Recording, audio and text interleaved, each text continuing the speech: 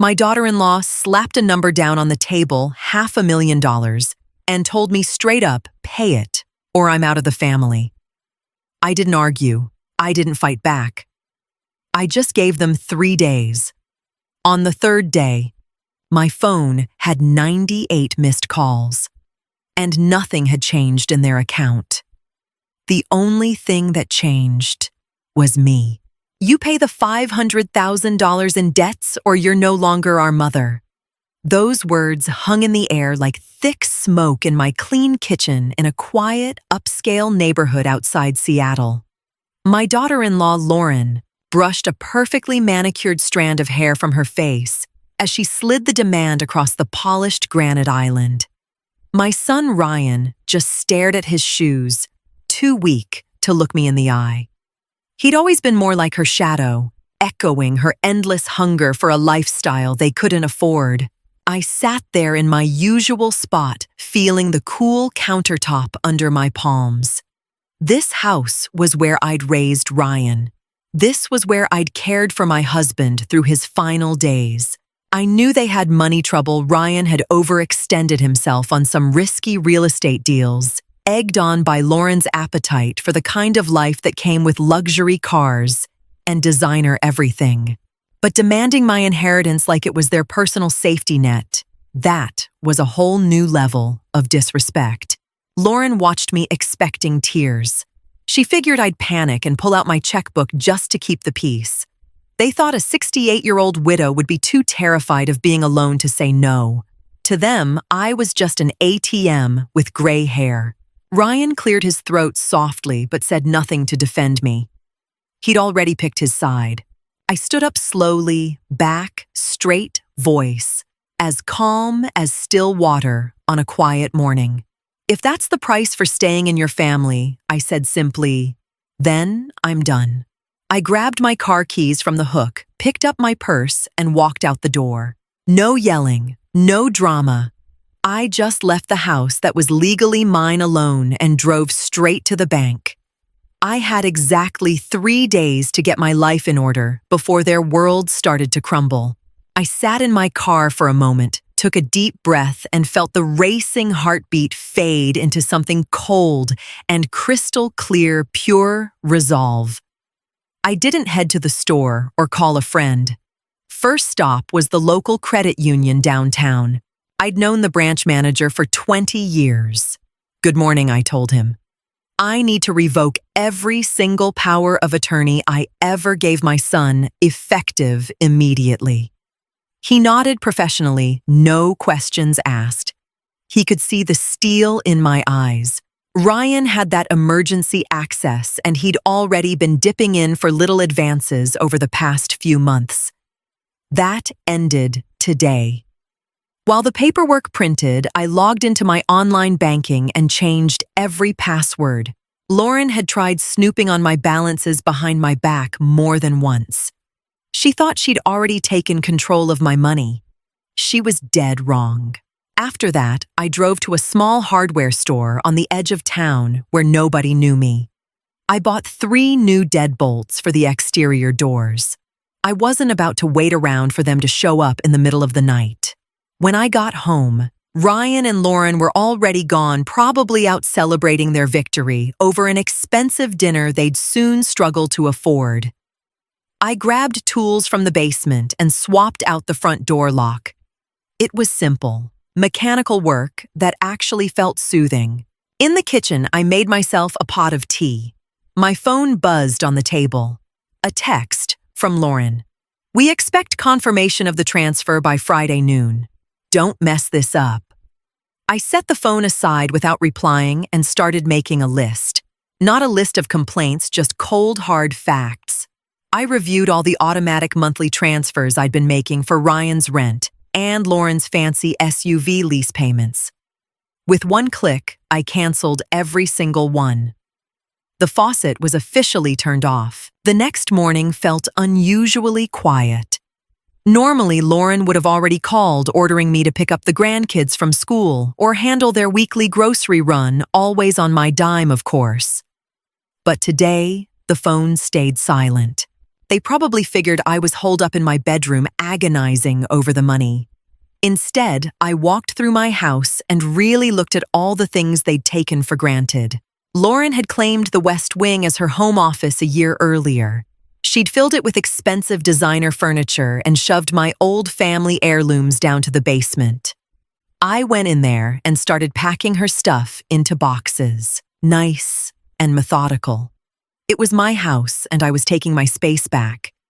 I didn't feel angry, just a deep, quiet relief. Every box I sealed felt like another piece of my freedom coming home to me. Around lunchtime, I drove to that upscale organic market where Lauren always shopped on my account. I spoke briefly with the owner. "Starting today," I said, with a small smile, "please don't put any more purchases on my tab unless I'm the one making them in person. My son and daughter-in-law will be paying cash from now on." His expression shifted for a second, but he nodded. He got it right away. Back home, I spotted Lauren's SUV cruising down the street in the distance. They didn't even stop. They headed straight to their rented place, totally convinced I was busy wiring that $500,000. They had no idea I'd already dismantled their entire financial setup. The monthly support, the gas cards, the delivery services gone. I sat in my garden, watched the birds, and breathed easy. It was a beautiful day. And for the first time in years, I didn't feel like the family servant. The countdown had started, and the quiet before the storm actually felt kind of nice. Thursday morning brought the first reaction. It wasn't Ryan, it was Lauren. She must have tried to pay at the bakery or gas station and realized the card I'd loaned her was now blocked. My phone lit up 10 missed calls in a single hour. I ignored everyone. I sat in my sunroom with a book I'd started years ago. The peace was absolute. Around noon, I heard tires squealing out front. It was Ryan. I watched from the window as he climbed out, looking pale and exhausted, marching straight for the front door. He jammed his key in the lock. Nothing. He tried again, rattled the handle, even kicked the door. I cracked open an upstairs window just a bit. "The key doesn't work anymore, Ryan," I called down calmly. He looked up, face twisted with fury and shock. "Mom, what the hell, we're in trouble.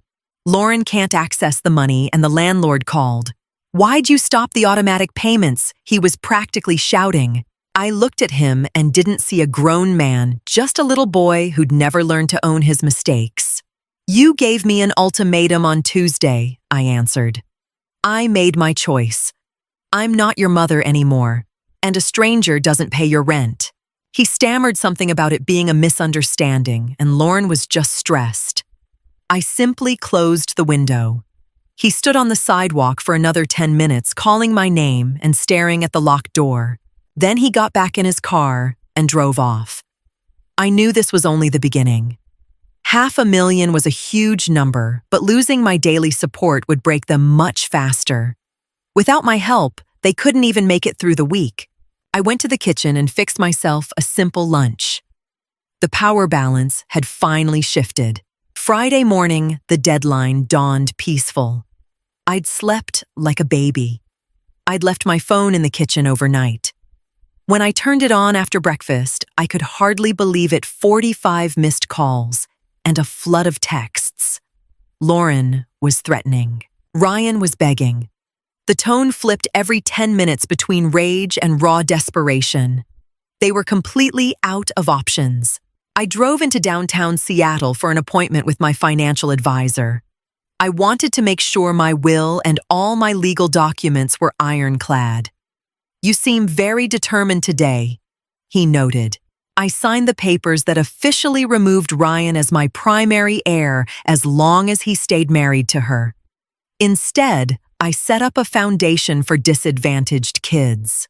This wasn't about revenge. It was about protecting what I'd built. As I left the office, I spotted Ryan and Lauren sitting in a cafe across the street. They looked wrecked. Lauren was on the phone frantic while Ryan had his head buried in his hands. They didn't see me. I watched for a moment. They looked like two people who'd just realized their house of cards had no foundation. Without my $500,000, the creditors would be banging on their door come Monday. I got back in my car and drove down to the waterfront. I took a long walk along the shore. My phone kept buzzing in my pocket. The missed calls climbed to 60, then 80. I felt no pity anymore. When you try to blackmail your own mother, you forfeit the right to sympathy. They thought they could control me by threatening to take away the family, but they forgot they were the ones who needed me financially, logistically, emotionally. I'd been their anchor, and they'd cut the rope. Now they were drifting straight toward the rocks. I enjoyed the fresh breeze and the sight of the big ships passing by. It was Friday afternoon, 3 o'clock. Banks would be closing soon. In Lauren's world, this was Judgment Day. My phone now showed 98 missed calls. The messages had turned frantic and rambling. "Please, the debt collectors are at the door." One text from Ryan read.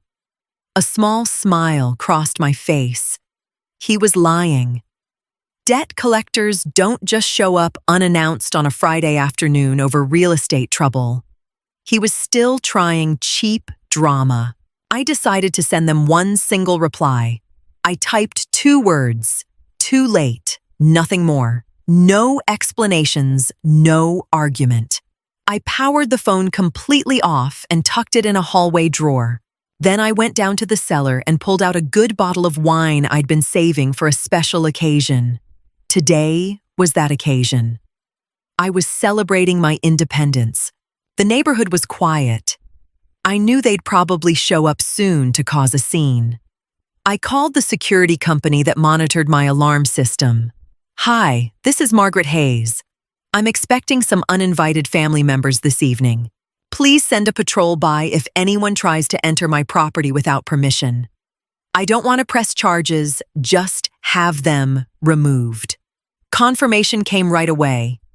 In this country, property rights and home security are powerful tools when you use them right. I sat on the terrace with my glass of wine as the sun dipped toward the horizon.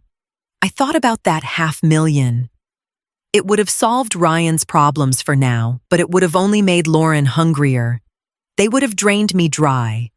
By saying no, I hadn't just saved my money, I'd saved my dignity. Real wealth isn't the balance in your account. It's the ability to decide your own life. In the distance, I heard a car approaching. The final act was here. Just as expected, my son's car rounded the corner and stopped right in front of my closed garden gate. Ryan and Lauren got out together. Lauren looked like she was on the verge of a breakdown, hair-messy voice, shrill as she rattled the metal gate. "Margaret, open up. You can't do this to us. We're losing everything," she screamed through the bars. I stayed seated calmly on the terrace, wine glass in hand, about 50 feet away. "You told me I wasn't your mother anymore?" I called back evenly. "I don't open my door to strangers after dark. Please, leave my property." Ryan looked desperate. "Mom," the bank froze the account. "We can't even fill up the gas tank." Lauren pawned Grandma's jewelry, but it's not enough. That was interesting. So they'd already started selling off family heirlooms. Another reason I'd never give in. "That's your problem now, Ryan," I said. "You're both adults." Lauren cursed loudly and tried climbing the gate, but her high heels made it impossible. Right then, the security company's truck pulled into the driveway. 2 strong guys in uniform stepped out and approached politely but firmly. "Good evening. The owner doesn't want you here. Please get back in your vehicle and leave." Lauren tried arguing, waving her arms in the guard's face, but Ryan tugged her sleeve and pulled her back. He finally saw the truth. He saw his mother not crying, not giving in, fully in control. They got in the car without another word and drove away. Quiet returned to the neighborhood. I took one last sip of wine. It was done. Saturday morning was the most peaceful I'd had in years. No phone blowing up, no demands. I knew they were probably crashing with Lauren's parents or begging friends for help. But my house was my fortress again. I started the day by calling a landscaper. I wanted to redo the garden, get rid of those sterile plants Lauren had chosen, and bring in wildflowers and old-fashioned roses. I was finally spending my money on things that brought me joy. I walked into town for fresh pastries. Neighbors greeted me like always. No one knew about the drama behind closed doors, and that was just fine. I felt light. The fear of losing Ryan that had paralyzed me for years was gone. I hadn't lost him. I'd lost the illusion that he truly loved me. And that realization set me free. In the afternoon, I finished clearing out Lauren's things from the West Wing. I found a hidden notebook where she'd meticulously listed how much she expected to inherit after I was gone. She'd even calculated how she'd sell the house and invest the proceeds. I read it without anger. It only confirmed I'd made the right call. To her, I'd just been an obstacle standing between her and the good life. I called an old friend I'd neglected because of Ryan and Lauren. Evelyn, it's Margaret. Want to take a trip? I was thinking the California coast next month. We laughed on the phone like schoolgirls. I realized how much I'd sacrificed trying to meet everyone else's expectations. Now it was my turn. I had my house, my money, and my time back. Ryan and Lauren would have to learn what it meant to stand on their own. It was the toughest lesson I could give them and the most honest one. 2 weeks passed. I heard through the grapevine that Ryan and Lauren had to move out of their place. They were now squeezed into a small 2-bedroom apartment on the outskirts far from the nice neighborhood. Ryan had taken a second job just to cover the interest payments. Lauren was supposedly working part-time at a boutique. Their pride was shattered, their arrogance gone. The $500,000 debt was still there, but now they were scraping together small payments. One day a package showed up on my doorstep. It contained some of my old heirlooms they hadn't sold yet, along with a short note from Ryan. "I'm sorry, Mom. I messed everything up. Lauren and I just fight all the time now. I don't know if we're going to make it." I read it twice. It wasn't another plea for money, just the raw admission of failure. But I didn't reply right away. A letter didn't erase years of disrespect. I spent the afternoon packing my suitcase for the coast. I looked at photos of my husband. He would have been proud. He would have wanted me to stand up for myself. I felt like I'd finally closed the book on the past. My house was peaceful again, not a place of blackmail. All of Lauren's boxes had been donated or tossed. I stepped into the garden and saw the first buds on the new roses. It felt like a symbol of my fresh start. I was in my late 60s, but my life felt brand new. I'd learned you can't save someone who doesn't want to be saved, and money can never buy love. Ryan would have to find his own way without my safety net. Maybe one day he'd become a better man carrying the weight of his own choices. Until then, I was unavailable. I locked the front door and headed to the airport. The world was big, and I was finally ready to see it. 3 months later, I sat on my terrace enjoying the view of the water. The trip had opened my eyes. I wasn't the lonely widow people could push around anymore. I was Margaret Hayes, a woman who had claimed her place in life. Ryan sent occasional messages with short updates about his days. He and Lauren had split. She couldn't handle living without the luxuries and had moved on to another man who could hopefully give her more. Ryan was working hard, paying down his debts, little by little. He didn't ask for money anymore. Instead, he asked for recipes or memories of his dad. We were slowly rebuilding, but on an entirely new footing. He came to visit sometimes, but he no longer had a key. We'd sit in the garden with coffee, and he respected my boundaries. He finally understood the house was mine and my money was mine. The roles were clear at last. I'd hired some help around the house and started volunteering with the foundation I'd set up to receive my estate one day. It filled me with real satisfaction knowing my money would eventually do good instead of funding Lauren's shopping sprees.